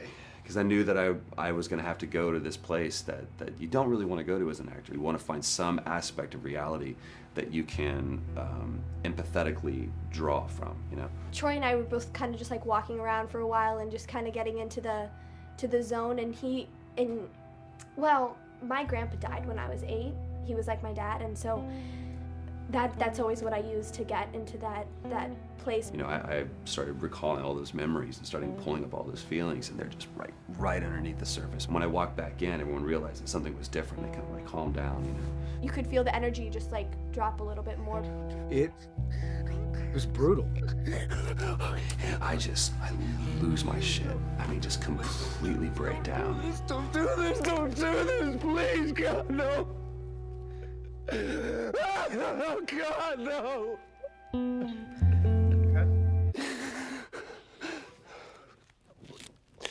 The soundstage was deathly still. It was the first take, and I felt really good about it. And it's like Neil said, okay, let's do it again. And so you do it again, and automatically you feel like you're manufacturing because you're trying to go back to that place, and you know you're in that actor nightmare of trying to get back to that reality. And we go through it again in 5th and 6th and 7th take, and I'm just exhausted. I'm crying between takes, and I'm looking at Neil going, this is really, really hard. And finally, after like the 8th or 9th take, he said, all right, I think we got it. I was like, oh, thank God. And I went outside, and I was just jacked up for the rest of the day. Just I mean, a wreck emotionally. But we got it. Then 2 weeks later, he calls me. And he says, so we need to reshoot a scene. I'm like, cool, what scene are we doing?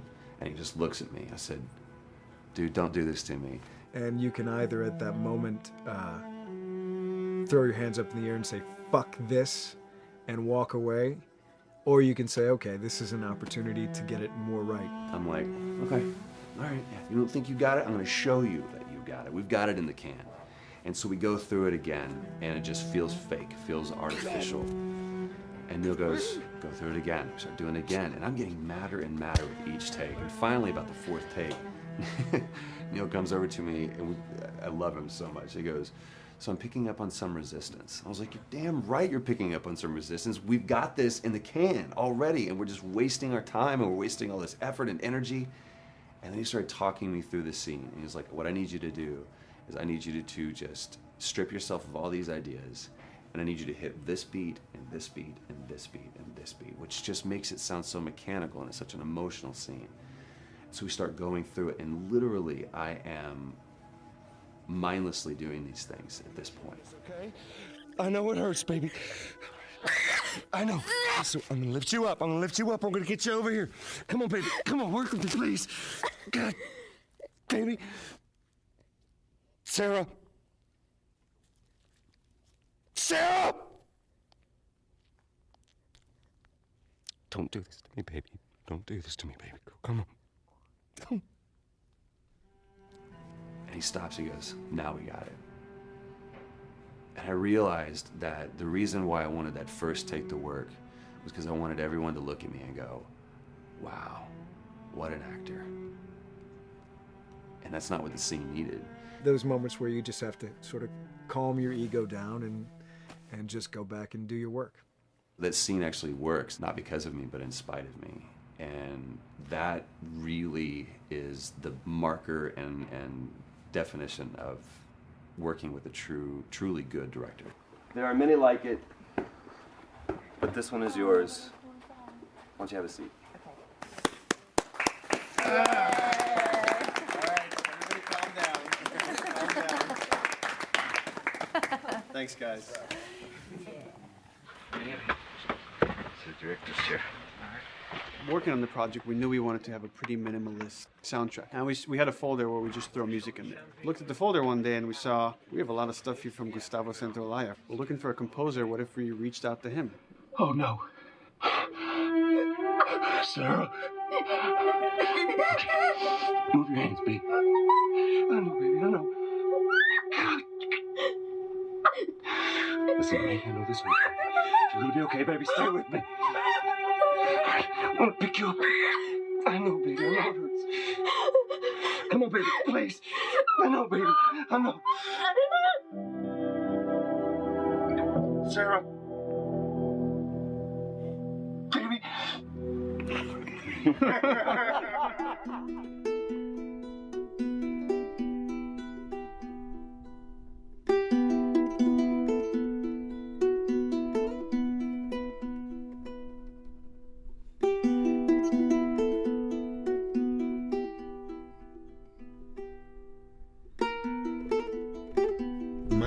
has been and still is kind of like a road movie. I grew up in Argentina. I came to the United States in 1978 because we had a horrible political situation in Argentina. We had a military dictatorship where 30,000 people disappeared at the hands of the government, and many other more were tortured, and I was blacklisted. It was just impossible for me to keep on living there. I've been jailed many times since I was probably 15 years old just because I had long hair and I play an electric guitar. So I had to embark on this trip. I can relate to that kind of need of movement and going to the next place and the next place and the next step. I'm always attracted to the possibility of getting involved with a project from the very beginning. I like to work from the script and talking to the director. It's never been, oh, give me a piece like this or give me a music that's this. It's just been very high level. Here's what the story's about. Here are the themes. Go write some stuff.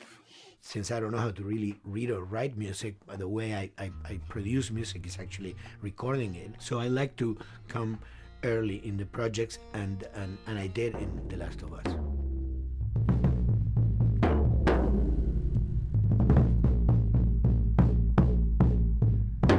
One thing that was fantastic from the very, very beginning was the freedom I had to try and to do whatever I felt could work, you know?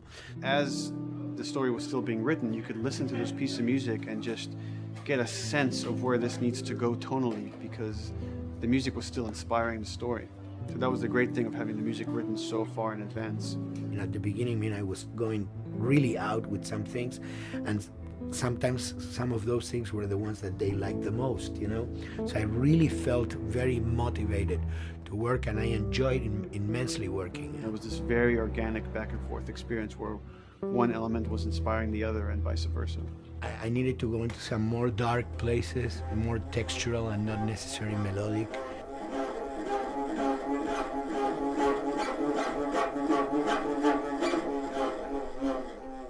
I'm always trying to sort of push myself into playing instruments that I don't know how to play. There's an element of danger and innocence. Lennon once said, you know, give me a tuba and I will be able to do something. I'm an artist. I should be able to do something. I like to put myself in that situation.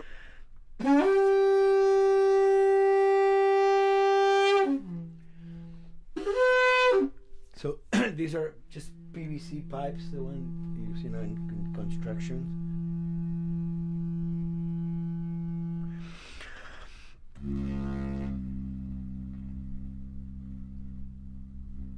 Or instruments that I know, kind of twist them. From the concept of the prepared piano, you know, I mean, I've worked with prepared guitar to stick things into the guitar and things like that. And also in TheLast of Us in particular, I work with a detuned guitar. So I really tune the guitar extremely low. And the result is, you know, strings that are very loose and will produce not only sound, but produce noise. Because I believe, you know, every environment has its own sound. We have in our, you know, small studio, we have actually the possibility to record almost anywhere, including the bathroom, and we have done some fabulous recording, especially in the kitchen. When you score to picture, which is something that I don't do, then you know what you're going to expect. But when you provide people with music, like I've done in all the films that I've done, and then you see it, how the director decided to use that, you know, in what particular way he uses it or where they edit it. It's always fascinating to me. I watch a scene and I'm going, you know, it's fantastic how they use this piece. I would have never, of all the music that I've done, probably I would have never used this piece there, but it works, you know, great. So I like that feeling of collaboration.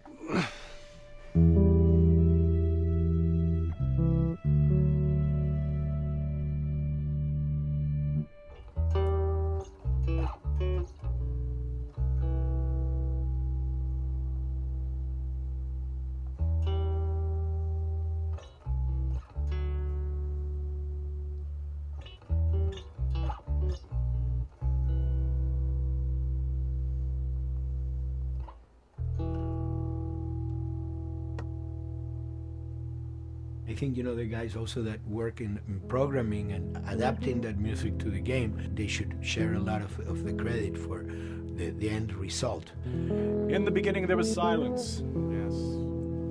Then they hired sound designers. Then the they dinosaurs regretted came. that decision.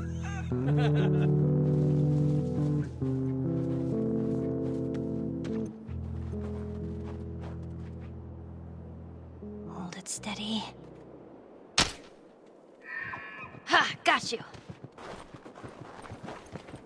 In a much quieter environment like that, we really had to fill out the soundscape with much more natural sounds, much more detailed, delicate sounds. The tension comes from the lack of sound, in a way. Your brain is thrown off because we're expected to hear buses and crowds. All of a sudden I hear wind and leaves rustling.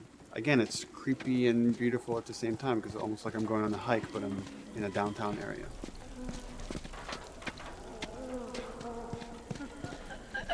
Get up over this crop. Let's see what we can find. To Neil, I mean, we were going through the iterations. I mean, he just did not want like yells and screeches and what he called kind of witchy qualities, Right. the cackling witch. He didn't want anything like that. It was a little bit of a head scratcher to figure out, okay, how do we make it sound human but not human? Yeah. We really did not want to use any animals. We wanted these all to be human. Derek and I basically decided to hire a couple of voice actors who did some interesting work vocally to see if they could come up with something. And we worked with this girl, Misty Lee. She started giving us these really great screeches. And that's no process. Yeah, that's just her voice. And it started going into this little click. We also used a little bit of Phil's voice.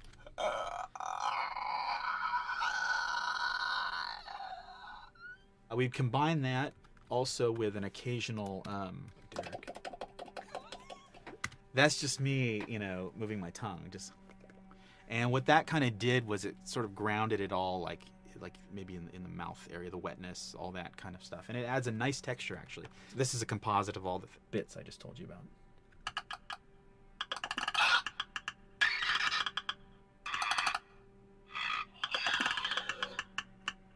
Sounds like a Snapple bottle. Oh, the lid? Like the lid, yeah. Hey, that's a good idea. Fuck, where were you guys like months ago? Why didn't we think of that? Why did we think of that?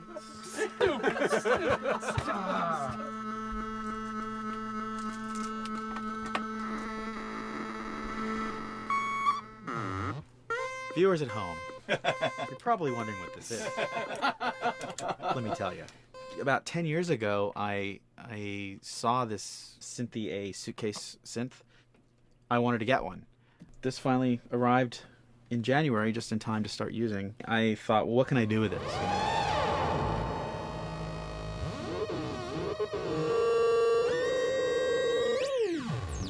In Lakeside, there's a whiteout that happens, and this thing has a noise generator, which gives really convincing wind sound.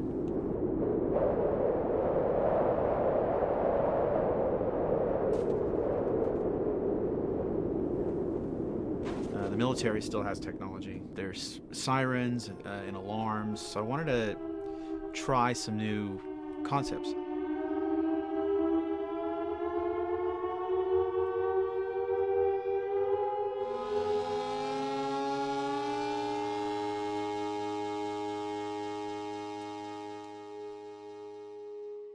Man, What? nothing. It's just... I've never seen anything like this, that's all. You mean the woods? Yeah. Never walked through the woods. It's kind of cool.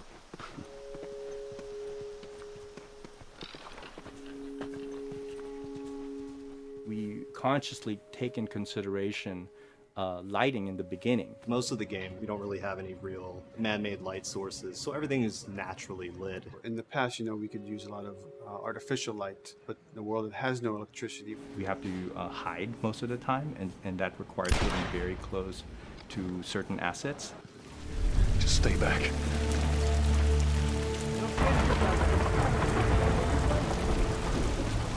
But otherwise, candy. Detail's expensive, and if you build up too much of it, you end up running into technical problems, right? Your engine slows down. When the frame rate goes down, everyone can bring up the profiling tools and see which parts of the frame actually caused the drop. This